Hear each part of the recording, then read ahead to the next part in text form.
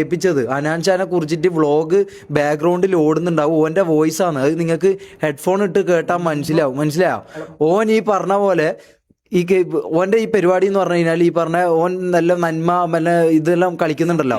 ഓൻ്റെ പരിപാടി എന്ന് പറഞ്ഞാൽ ഈ ഹനാൻ ഷാൻ്റെ വ്ളോഗ് കണ്ടിട്ട് അതിൽ കാണാൻ കൊള്ളാവുന്നതിന് പെൺപിള്ളേരെ നോക്കിയിട്ട് ഈ വാണം വിടലും അവരെക്കുറിച്ച് ഇങ്ങനെ കുറ്റം പറയലും റോട്ടുമലൂട്ട പോകുന്ന പെൺപിള്ളേരെ ഇവൻ്റെ അടുത്ത് ഫോട്ടോ എടുക്കാൻ വരുന്ന പെൺപിള്ളേരെ കുറിച്ചിട്ട് ഈ പറഞ്ഞ പോലെ ഓളെ മുല അങ്ങനെ ഓളെ ഇതിങ്ങനെ ചെറിയ 18 വയസ്സ് പോലും ആകാത്ത പെൺപിള്ളേരെ കുറിച്ചിട്ട് ഇത് പറയുന്ന പ്രൂഫ് ഓഡിയോ അല്ലേ കേട്ടത് പ്രൂഫ്.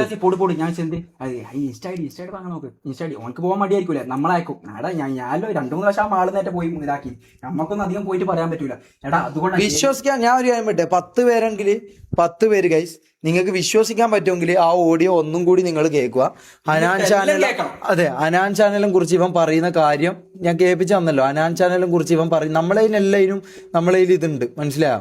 നമ്മൾ വെറുതെ വന്ന് പറയുന്നില്ല. ഇവ ആളെ അയച്ചതും ഈ പറഞ്ഞ പോലെ നെഗോസിയേഷൻ നമ്മൾ പറഞ്ഞതെന്നല്ലോ അവൻ പറഞ്ഞത്. നമ്മളല്ല പറഞ്ഞതെന്ന് പറഞ്ഞേ. ഇതിലാരാ പറയുന്നത്? നമ്മളല്ലല്ലോ ഇതിൽ പറയുന്നത്. പറയുന്ന ആൾ ഓൻ തന്നെയല്ലേ, നമ്മളല്ലല്ലോ അത് പറയുന്നത്.